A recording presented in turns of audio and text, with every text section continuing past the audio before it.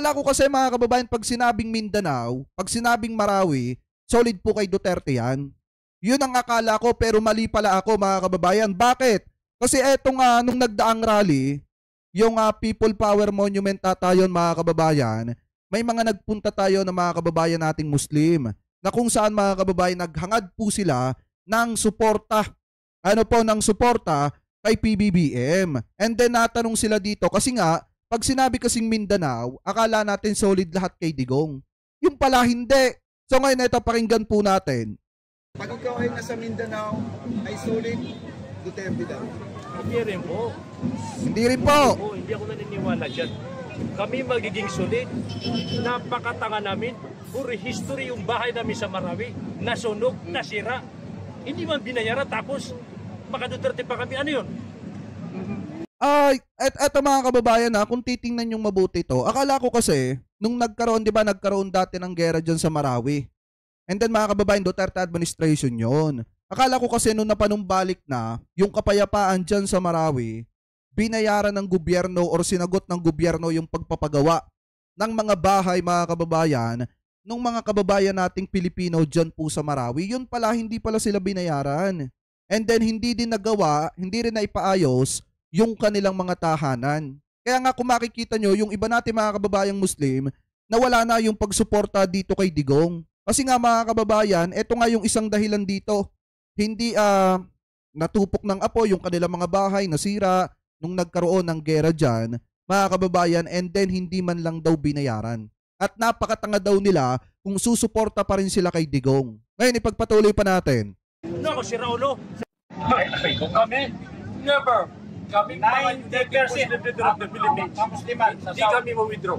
O sadyang fake news lang yung mga vlogger na yun na nagsasabi. Ako magaling din ako mag-vlogger. Oo. Fake yun. Sir, pwedeng magtanong, bakit po hindi kayo sumama sa kanila? Ano po ang pinaglalaban natin na hindi po kayo sumama sa mga sinasabi niyong mga tanga na umalis na po sila sa Bumaklas sa suporta. Oo, yung suporta nila sa ating Pangulo. Siyempre po, ano po ba ang hinahanap mo? Nandito na tayo sa... Ay, shoutout kay Ma'am Sally Garcia. Ay, mega love shoutout. Thank you po sa pakapi Buti pa itong si Ma'am Sally Garcia nag-e-exist doon sa ating comment section. Samantala, yung Sally at saka yung Sheila na naando doon sa resibo na magkapareho yung perma, hindi naman nag-e-exist. Diba, ipagpatuloy pa natin. Pilipinas. O ano ba pinintay natin? Nandito na yung mga leaders na may malaking pinag-aralan. Nakita natin ang Pilipinas, umasiso. Huwag nating pakinggan yung mga sinasabi nila. Yung bato nila kay BBM na yung 20 pesos na rice. Bakit hindi natupad? Natural, nagkaroon po tayo ng disaster. Isang ba kukunin ng 20 pesos? Walang nagawa ang presidente kasi lahat ng palay sa buong Pilipinas ay nasira. Yan po. Tama. Sabihin, sir, hindi rin kayo naniniwala sa mga paratang nila na ang Pangulo ay bangag, yung mga paratang nila na gano'n. Hindi po kayo naniniwala. Sa totoo lang, ganito kasi yan batuhan ng mukha yun. Ano naman ang silbi ng mga ganyang bangag? Wala ko tayong makukuha sa mga ganyang bato mo. Hindi po yan maganda.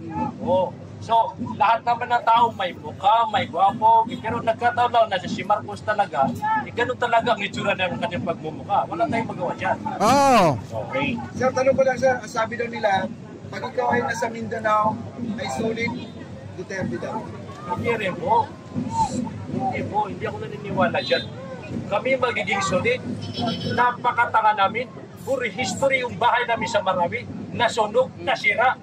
Hindi man binayaran tapos maka-Duterte pa kami. Ano yun? Aray!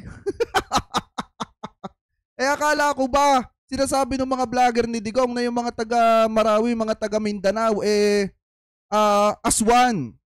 Diba? Iisa lang para kay Digong. Ibig sabihin, solid lang para kay Digong, kay Duterte. Ba't parang sinasabi dito mga kababayan na kung sila ay susuporta kay Digong, magiging tanga sila? Bakit? Kasi nga nasira yung mga bahay nila, nasunog, hindi naman daw binayaran. Dahil kung matatandaan nyo, nagkaroon kasi ng gera sa Marawi mga kababayan nung panahon ni Duterte. At marami pong mga bahay talaga ang nasira at naapektuhan mga kababayan dun sa nangyaring gera na yon. Ngayon, ipagpatuloy pa natin.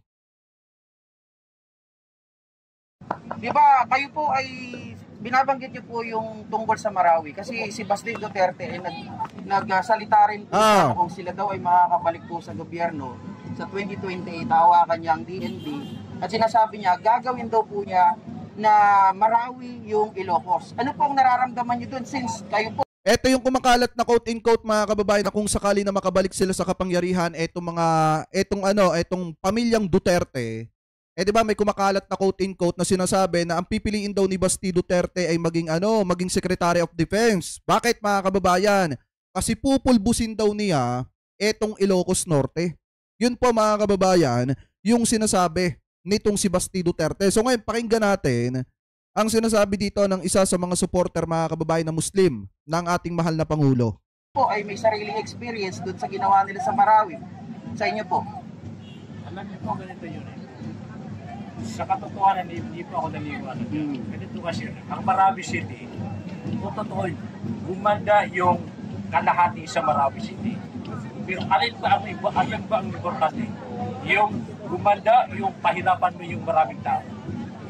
Alam mo sa totoo lang, noong masira ang Marawi, maraming mga dukha ang yumaman. At maraming mga mayayaman, maraming mga dukha naging mayaman. Ganun lang yung parang nagpalitan.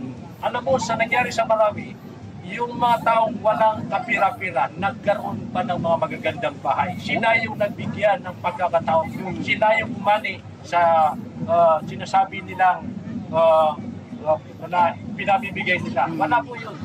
So may pros and cons po yun, yung nangyari na yun sa Marawi. Opo. Salamat po. Okay, thank you po. So yun po mga kababayan, grabing galit ni Kuya, no? Lalong-lalo na po nung nabanggit po yung lugar nila na Marawi City at tinanong po sila nung mga kaibigan po natin na mga vlogger doon. Wait lang, basahin natin yung comment dito. Ano yung sabi dito? Kahit anong paninira nyo kay Duterte, kay PRRD or DDS, ay marami pa rin kaming tatak Duterte. Kaya pala yung EDSA hindi nyo napuno hanggang sa nalusaw na. Kakahiya naman. Kung sila ba'y solid na Duterte kasi pinoproject sa social media, mga kababayan, itong mga DDS na basta Visayas at Mindanao o Duterte. Basta mga lugar ng mga Bisaya, ng mga Muslim, automatiko Duterte supporter daw po yan, mga kababayan. Pero pagbanggit po ng Marawi, or pagtanong po ng kaibigan natin vlogger kay Kuya. Eto nga sabi dito sa Mindanao, Butuan City, solid kami kay BBM. Akala ko ba vote as one ang Mindanao at saka Visayas para kay Digong? Ba't parang mali ata yung lumalabas ngayon? Alam niyo mga kababayan, sa totoo lang, napakalaki talaga ng naitutulong ng mga vlogger. Bakit? Kasi nailalabas natin yung katotohanan eh. 'Di ba? Pinapalabas ng kampo nila, ng mga vlogger nila, mga kababayan, na solid ang Mindanao at handa daw magpakamatay ang Mindanao, mga kababayan, para kay Digong. Pero mga kababayan, ito, kung mapapakinggan nyo yung sinasabi ng iba sa mga kababayan nating Muslim, talagang suportado po nila ang ating presidente. Ano po, dahil nga sa sobrang dami ng nangyari na pahirapan yung mga tao dun sa Marawi nung panahon ng Duterte administration, mga kababayan, kahit sino, hindi na talaga gugustuhin na maging idolo pa etong si Digong dahil sa nangyari dun sa Marawi na hindi naman nabayaran yung kanilang mga tahanan or hindi man lang sila nabigyan ng pagkakataon na maipagawa yung kanilang mga tahanan na nasira dulot ng gera, mga kababayan, sa panahon ni Digong. Ano po, so ngayon ipagpatuloy pa natin. Kuya, about po doon, biglang uminit yung ulo. Sabi niya, ano kami? Sira ulo?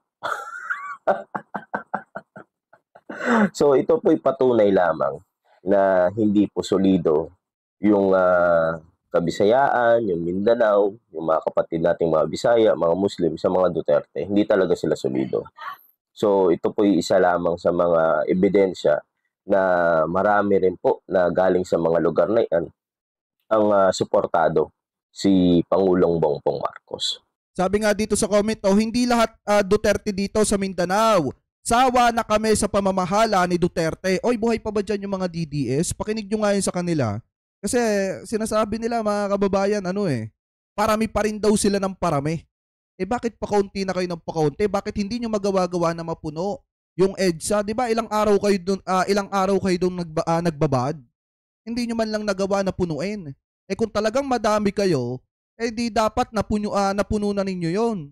Pero mukhang mas marami pa ata yung naging rally ng People Power Monument ng mga Marcos loyalists na sumusuporta kay PBBM kaysa yung yung Mimol Malware ng mga DD-shit. Diba, ipagpatuloy pa natin.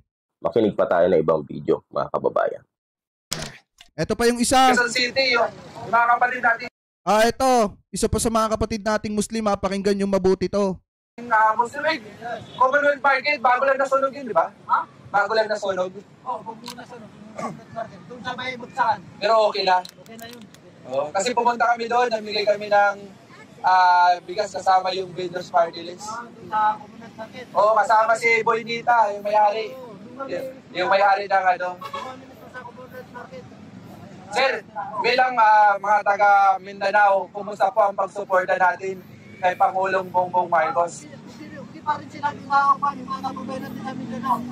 Kasi sabi nila, sir, lahat daw ng mga kapatid natin Muslim, nag-withdraw daw ng pagsuporta kay Pangulong Bongbong Marcos. Anong sabi mo? Hindi ko po yun. Hindi ko po yun. Talit-talitan lang yan. Oo. Nagsusuporta doon kay BBM Marcos. Yan. Ang leader namin, yung tao yung manlayo nito. Pero bilang kami Muslim, susuportahan namin si BBM Marcos. Yung mga kami. Yun. So, sir, mensahe nyo po sa mga nagsasabing mga kababayan natin na nakakabilang bakod na naninira sa kasalukuyang administrasyon na sinasabi nila winidro na nga daw ninyo yung pagsuporta kay Pangulong Bongbong Marcos, yung mga katulad sa atin na taga Mindanao, kasi ako Mindanao rin ako. So, sabi nila winidro daw natin ang suporta natin kay Pangulong Bongbong Marcos. Anong masabi mo sa kanila? Mensahe sa kanila? Ay, yung mga kababayan mo din, Mindanao, kailangan supportan natin si BBM Junior Marcos. Dahil nakita natin ang tulong niya sa atin.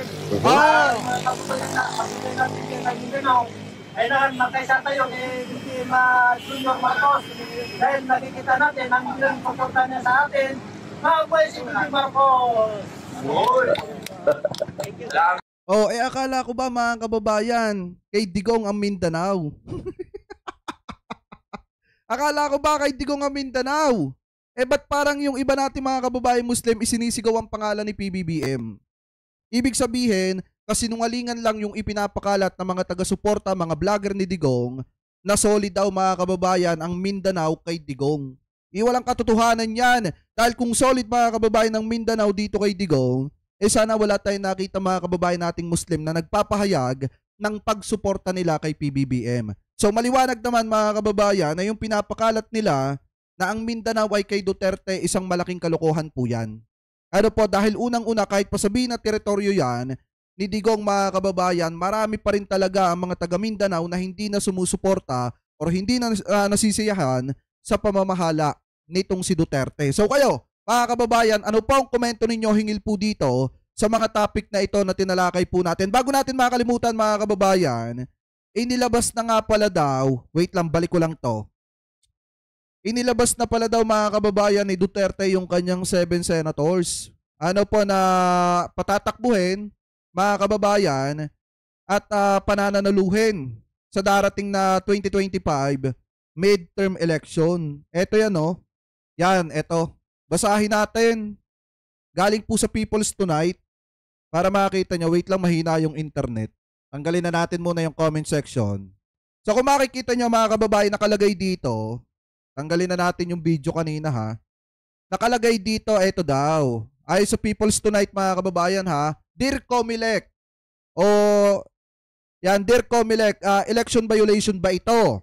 Bagamat hindi pa nagsisimula ang panahon ng kampanya para sa May 2025 midterm election, nanawagan na si dating Pangulong Rodrigo Roa Duterte sa mga botante na vote straight para sa mga kandidato ng Partido Demokratiko Pilipino laban or PDP laban sa senatorial race sa susunod na taon.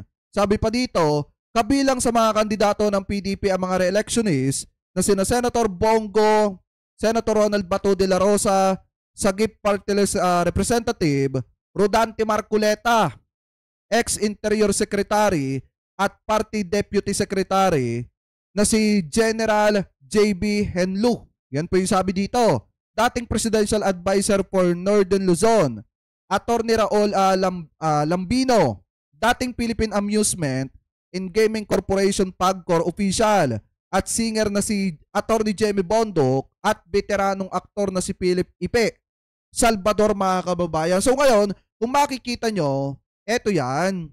Yan. Eto yan, mga kababayan. Eto yung mga yung mga pinapatakbo nitong si Digong na 7 senators niya, mga kababayan, na alam nyo na kung saan dapat mapunta.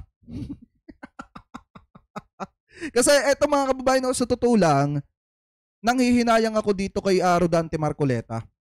Po dito kay Congressman Marcoleta. Kasi, mga kababayan, sa totoo lang, magaling siya. Pero nung napasama siya dito sa kampo nitong si Digong at kung paano niya idepensa yung mali, mga kababayan, doon nabawasan yung pagsuporta natin at paghanga natin sa kanya. Kung sa galing at galing, magaling etong si Rodante Marcoleta. Kaso nga lang, nung lumabas yung tunay na kulay niya, mga kababayan, at saka kung paano niya suportahan yung mali sa nangyayari dito sa confidential funds nitong si Sara Duterte, mga kababayan, talagang eksta. Alam nyo, dapat ikakampanya ko pa yan ngayon para manalo. Kahit, kasi pandalawang try na niya ito sa senatorial. Nung una, talo siya, mga kababayan. And then ngayon, sana kung sumama siya or kumampi siya sa mali, dapat siya yung papalit sa pwesto nitong si Bato de la Rosa. Kaso nga lang, ang problema, wala dito siya sumama sa slate nitong si Digong. So ngayon, kung titingnan nyo, ang nawawala dito, mga kababayan, ang nawawala dito, na kaalyado nila, etong si Willie Revillame, di ba? Si Willie tumatakbo sa pagkasenador. And then si Vic Rodriguez, di ba? Si Vic Rodriguez naghayag din, natatakbo siya sa pagkasenador. Pero ngayon, mga kababayan, at least nakikita nyo ngayon, yung mga dapat hindi natin iboto. Kasi, kaalyado nitong si Digong at pihado, nauunahin nila, mga kababayan, yung interest ng kanya, mga kaalyado, kesa sa interest ng mamamayan. So alam nyo na kung saan sila dapat dalhin, mga kababayan. So ngayon, maliwanag naman, si Marcoleta, si Bato, si Bongo, at etong mga ito, mga kababayan, si Philip Salvador, si Jamie Bondok, yan po yung mga kasama dun sa 7 senators na ikinakampanya ni Digong ng maaga, mga kababayan, na dapat wag na nating suportahan sa darating na 2025 midterm election kasi mga pro-China. Di umano yung mga yan, mga kababayan.